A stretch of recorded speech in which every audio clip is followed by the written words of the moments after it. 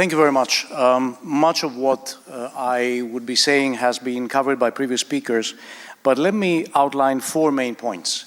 Point number 1, geopolitics is back, and Putin's invasion of Ukraine has changed the world. The word geopolitics is present in the title of almost every conference on Europe, and this is a big shift because, among others, the European Union was about beating geopolitics through the power of geoeconomics.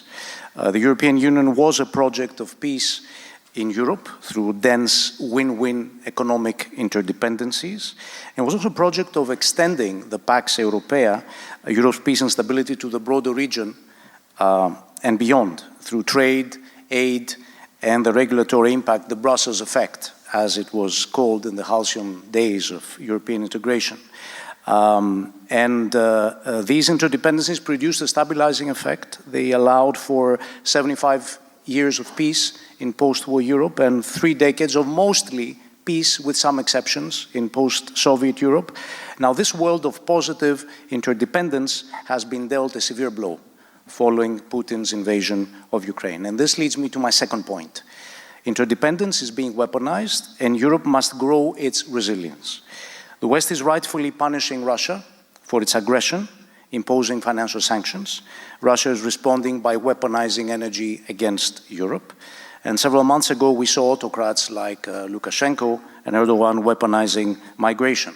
This weaponization of interdependence is the most acute feature of our geopolitical era.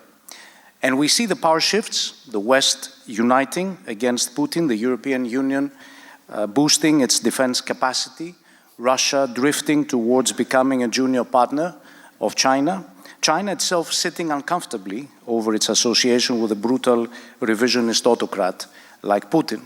Still, about 2/3 of the world, let's not forget that, refrain from sanctions against Russia. So this is a bifurcated world, but really a multipolar world in a global multilateral system which is clearly profoundly not functioning. In this world, security is at a premium. Security is not just defense and military capabilities, not even the ability to fight the kind of hybrid warfare or even the conventional, brutal 20th century massive war Putin has unleashed. Security is about resilience in the face of multiple threats. Human security, energy security, climate security, socioeconomic security in the face of financial, energy, and stagflationary shocks. This is about securing not just our economic and social cohesion, but even our democracies themselves in the face of illiberal and extremist forces. Which brings me to my third point.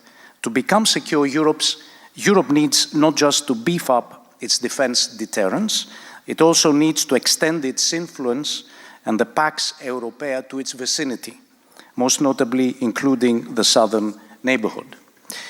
Europe has suffered catastrophic external events, which have started outside its borders, but whose impact falls most heavily upon Europe, from wars and civil wars in the MENA region, producing refugee waves to the war in Ukraine, and perhaps a looming food crisis in Africa. Europe should become a player, not just a payer, is a motto one very frequently hears in Brussels. But the important thing is for Europe to be able to affect developments in its neighborhood, from a staged enlargement towards the Western Balkans, to prevent them from falling under the influence of China, Russia, or Turkey, to maintaining a European perspective for Turkey, even though its actual membership prospect is clinically dead. Turkish revisionism in the Aegean and the Mediterranean is not a Greek problem. It is a regional problem and a European problem. But I will venture to say that a structured, rules-based EU partnership with Turkey, including a positive agenda, customs union upgrade, visa liberalization, etc., conditional upon Turkey playing by the rules, abiding to international law, refraining from aggression and inflammatory rhetoric against its European neighbors. A rules-based EU partnership with Turkey, incentives where possible, sanctions when necessary, is in Europe's interest, is in Greece's interest, and I would venture to say is in the interest of democratic forces in Turkey that aspire towards Europe. My fourth and last point.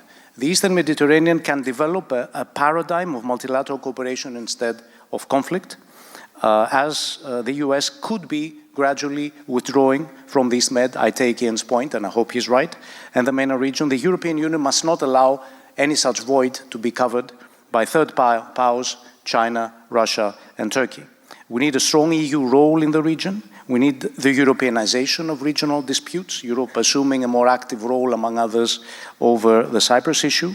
Green transition can be a major game changer in the East Med.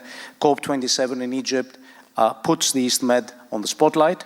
And decoupling from Russian oil and gas can accelerate both energy security and green transition. A structure of cooperation between Greece, Cyprus, Israel, Egypt, the United Arab Emirates is already developing.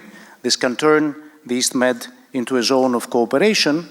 The East Med Gas Forum should become more inclusive to include Turkey under the obvious conditions of respect for international law and no aggression or provocations against neighbors. Let me remind us that a decade ago, discoveries of natural gas in the EEZ of Cyprus, Israel, and Egypt raised the prospect of hydrocarbons becoming the catalyst of cooperation in the region.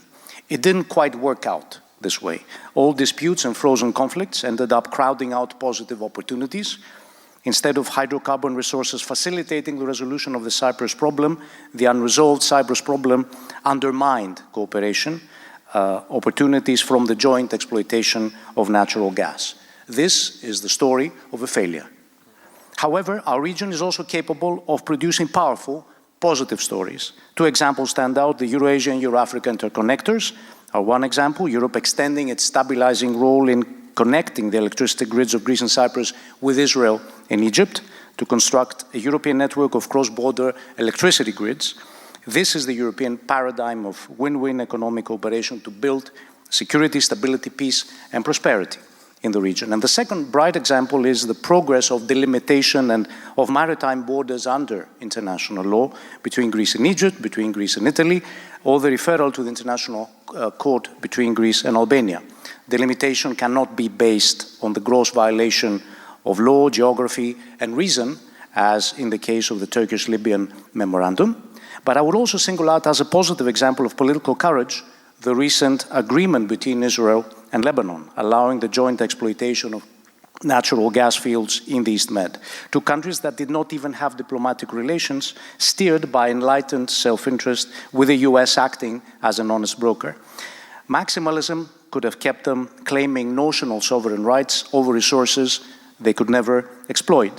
It was the wisdom of mutual compromise that made it possible for both to reap the benefits of exploitation, even more so as the window of deep-sea drilling will be closing. Such are the examples of dispute resolution that serve both national interest and the preservation of peace and prosperity in our region. Using energy resources as a catalyst for cooperation instead of never-ending disputes, this is the way forward, and let's hope we can see more of that in this conflict-ridden part of the world. Thank you.